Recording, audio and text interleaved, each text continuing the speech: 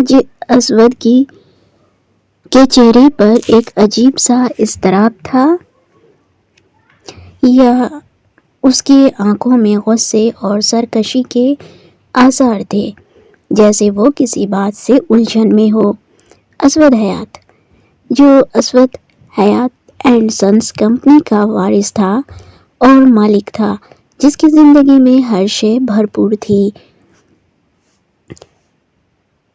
دولت، شہرت اور طاقت، سب کچھ اسے بچپن سے ہی میسر تھا، مگر ان سب چیزوں کے باوجود اس کے دل میں ایک نامکملیت کا احساس تھا جو آج شدت اختیار کر گیا تھا۔ وہ نام جسے سن کر وہ ہمیشہ بے چین ہو جاتا تھا، آج بھی وہ اسی ایک نام کے خیالات میں ڈوبا ہوا تھا، ردا کاظمی۔ ردا کی معصومیت، اس کی سنجیدگی، اس کے عزم اور خود اعتمادی نے اسود کو ہمیشہ سے ہی متاثر کیا تھا۔ وہ جانتا تھا کہ ردا اسے پسند نہیں کرتی، بلکہ شاید اسے ناپسند کرتی ہے، مگر اس بات نے اسود کے غرور کو مزید ہوا دی تھی۔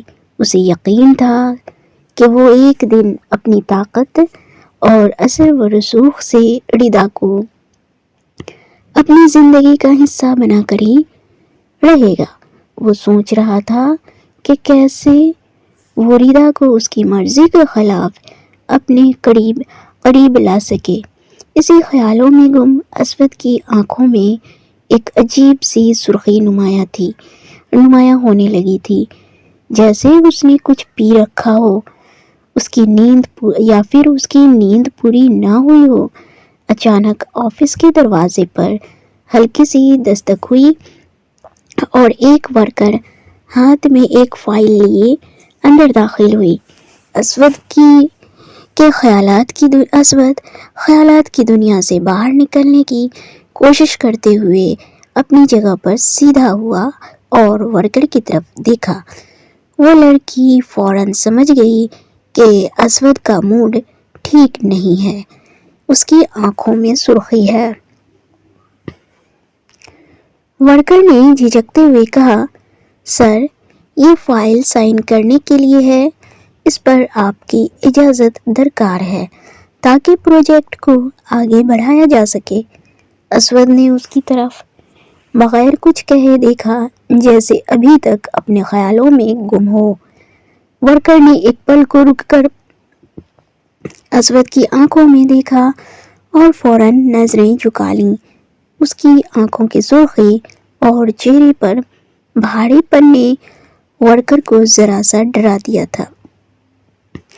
اسود کو دیکھ کر اسے یہ احساس ہوا کہ شاید وہ کوئی بہت بڑی بات کا فیصلہ سوچ رہا تھا۔ اسود نے آہستہ سے اپنی انگلیوں کو میز پر بجاتے ہوئے فائل کی طرف ہاتھ بڑھایا اور فائل کو اپنی نظروں کے سامنے کھول کر رکھ دیا۔ کیا تم جانتی ہو یہ فائل کتنی اہم ہے؟ اس نے ایک گہری سانس لے کر کہا، جیسے وہ بات کرنا چاہ رہا ہو، مگر اس کے خیالات اسے بار بار ردا کی طرف لے جا رہے ہیں۔ ورکر نے ہچکچاتے ہوئے جواب دیا، جی سر، میں جانتی ہوں، اس لیے میں نے آپ کے پاس یہ لے کر آئی ہوں تاکہ آپ اسے خود چیک کریں اور اس پر دستخط کر دیں۔ اسود نے کچھ لمحوں کے لیے فائل کو دیکھا، مگر اس کا دھیان بار بار بھٹک رہا تھا۔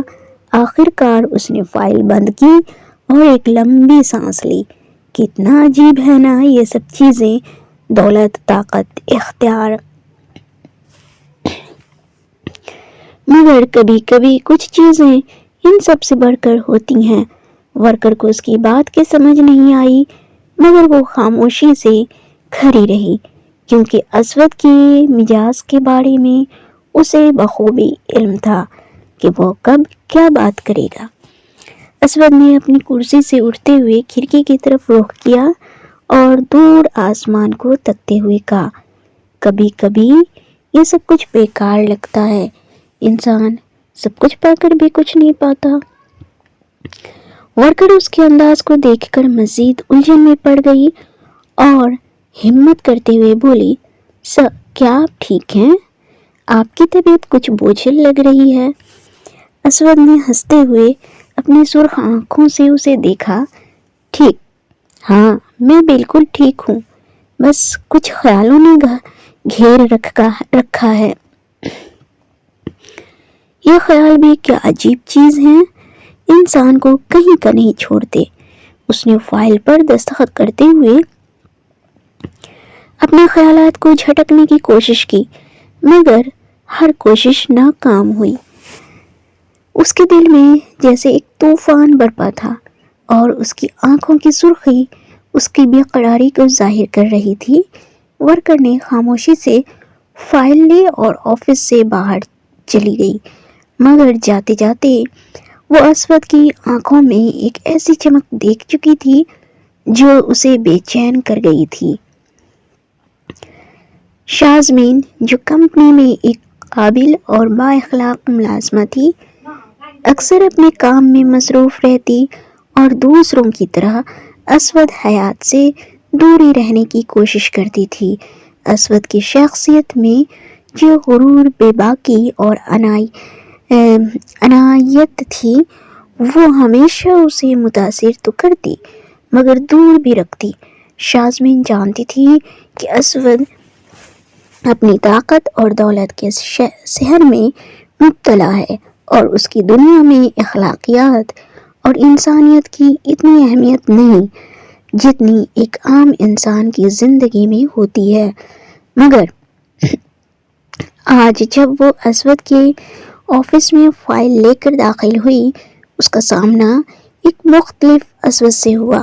جب اس نے اسود کی آنکھوں میں دیکھا تو وہ ایک دم چونک گئی تھی۔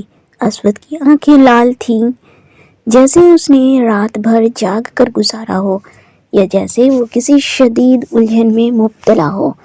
اسود کا چہرہ بوجھل اور پریشان تھا اور یہ دیکھ کر شازمین کو بے چینی محسوس ہوئی۔ اسود کا یہ انداز، اس کی آنکھوں کی گہرائی اور اس کی خاموشی شازمین کو حیرت میں ڈال گئی تھی۔ وہ پہلی بار اسود کے سامنے خاموش کھڑی رہ گئی، جیسے اس کی آنکھوں میں چھپی کہانی کو پڑھنے کی کوشش کر رہی ہو۔ اسود کے چہرے پر موجود اس کا دکھ اور بے چینی نے شازمین کو سوچنے پر مجبور کر دیا۔ آخر یہ کس قسم کی پریشانی ہے؟ کیا اسود جیسے بااختیار اور دولت مند شخص کو بھی کسی کمی کا احساس ہو سکتا ہے؟ شازمین خود کو ان سوالات میں گھرا محسوس کرنے لگی۔ اس نے اپنی پوری زندگی میں اسود جیسے لوگوں کو ہمیشہ بے حس اور خود غرض پایا تھا، مگر آج اسود کی آنکھوں میں کچھ ایسا تھا جس نے شازمین کو سوچنے پر مجبور کر دیا۔ فائل پر دستخط کرنے کے بعد اسود نے ایک عجیب سی خاموشی اختیار کر لی، جیسے وہ اپنے ارد گرد کی دنیا سے کٹ کر اپنی خیالات میں گم ہو چکا ہو۔ شازمین نے اسے ایک پل کے لیے غور سے دیکھا۔ اس کے چہرے کی سنجیدگی اور اس کی آنکھوں کی سرخی نے اس کی بے چینی میں مزید اضافہ کر دیا۔ اسود کی آنکھوں میں موجود سرخی اور چہرے پر بکھری ہوئی تھکن اسے اس بات کی عکاسی کر رہی تھی کہ وہ شاید کسی بڑی الجھن کا شکار ہے۔ شازمین نے سوچا کہ شاید یہ اسود کا تنہائی کا دکھ ہے، یا شاید وہ کسی ایسی خواہش میں مبتلا ہے جو اسے حاصل نہیں ہو رہی۔ کیا وہ کسی کے بارے میں سوچ رہا ہے؟ کیا وہ کسی خاص انسان کو اپنی زندگی میں چاہتا ہے؟ یہ سوالات اس کے ذہن میں بار بار گونج رہے تھے۔ وہ اپنی سوچوں میں گم ہوتی جا رہی تھی اور یہ سمجھنے کی کوشش کر رہی تھی کہ ایک مالدار اور بااختیار شخص کو بھی دل کے کسی کونے میں خلش ہو سکتی ہے۔ شازمین کا دل اسود کی اس خاموش تکلیف کو محسوس کر رہا تھا۔ وہ یہ جاننا چاہتی تھی کہ آخر یہ کون سی چیز ہے جس نے اسود جیسے شخص کو بے چین کر دیا ہے۔ کیا یہ محبت ہے؟ کیا یہ دل کی خلش ہے؟ یا پھر یہ اس کی زندگی میں موجود خلا ہے جسے وہ بھر نہیں پا رہا؟ شازمین اسود کے ساتھ کام کرتے ہوئے یہ محسوس کر چکی تھی کہ اسود ایک پیچیدہ شخص ہے، مگر آج وہ اسے سمجھنے کے قریب پہنچ رہی تھی۔ آفس سے باہر جاتے ہوئے شازمین نے ایک آخری نظر اسود پر ڈالی۔ اس کی آنکھوں میں وہی سرخی اور وہی بے چینی موجود تھی۔ شازمین کو لگا کہ اسود کی آنکھیں اس سے کچھ کہنا چاہ رہی ہیں، مگر وہ الفاظ میں بیان نہیں کر پا رہا۔ شازمین آفس سے نکلتے ہوئے اپنے دل کی بے چینی کو محسوس کر رہی تھی۔ اسود کی حالت نے اس کے دل میں ایک عجیب سی ہمدردی اور بے فکری پیدا کر دی تھی۔ وہ سوچنے لگی کہ شاید اسود کو بھی اس کی زندگی میں کوئی سکون اور پیار چاہیے جو اس کے دل کی بے قراری کو ختم کر سکے۔ شازمین کے دل میں ایک ہلکی سی امید جاگ رہی تھی کہ شاید ایک دن وہ اسود کی زندگی میں روشنی کی کرن بن سکے۔ شازمین کو آج اسود کی آنکھوں میں کچھ ایسا دکھائی دیا جو اس نے پہلے کبھی نہیں دیکھا تھا۔ تو فرینڈز، آج کے لیے بس اتنا ہی، اور فرینڈز میں امید کرتی ہوں کہ آپ نے اسے بنا اسکپ کیے ہوئے سنا ہوگا، پڑھا ہوگا۔ اگر اچھی لگی ہو تو پلیز آپ کمنٹس ضرور کیجئے، پیاری پیاری کمنٹس کیجئے، لائک کیجئے اور شیئر کیجئے تاکہ اور بھی لوگ میرے ساتھ جڑ سکیں۔ اور ساتھ ہی ایک ریکویسٹ ہے کہ اگر آپ میرے لیے نئے ہیں تو پلیز میرے چینل کو سبسکرائب کریں، بیل آئیکن پریس کریں تاکہ میری نیکسٹ آنے والی ناولز کی ایپیسوڈ آپ کو پہلے مل سکے۔ تھینک یو فرینڈز، اور فرینڈز ضرور بتائیے گا کہ میری یہ روح میں اتر پہلے ایپیسوڈ کی ایپیسوڈ 14 کیسی لگی۔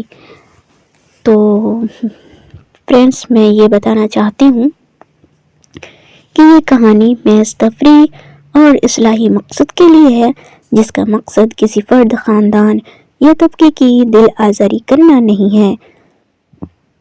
کہانی کے کردار اور واقعات فرضی ہیں اور ان کا حقیقت سے کوئی تعلق نہیں ہے۔ اگر کسی کو کسی قسم کی مماثلت محسوس ہو تو اسے محض ایک اتفاق سمجھا جائے۔ اور فرینڈز میں آپ کو یہ بھی بتا دوں کہ پلیز پلیز پلیز بچے اس سے دور رہیں، اور میری اسٹوری کو پلیز آپ لوگ سنیے، سمجھیے، پڑھیے، اچھی لگے گی۔ اور فرینڈز اگر اچھی لگے تو please like, share and comments کرنا نہ بھولیں۔ تو فرینڈز اب پھر ملتی ہوں نیکسٹ ایپیسوڈ کے ساتھ، تب تک کے لیے take care, bye bye and اللہ حافظ۔ اور اگر آپ میرے لیے نئے ہیں تو پلیز میرے چینل کو سبسکرائب کر لیجئے گا، بیل آئیکن پریس کر لیجئے گا تاکہ میری نیکسٹ آنے والی ویڈیوز کی نوٹیفیکیشن آپ کو پہلے مل سکے۔ تو فرینڈز میرے ساتھ جاننے کے لیے بنے رہیں کہ آخر نایاب اور ارسلان کے بیچ اتنی تکرار کیوں ہے۔ تو بنے رہیں میرے ساتھ۔ Thank you and thanks for watching. اللہ حافظ۔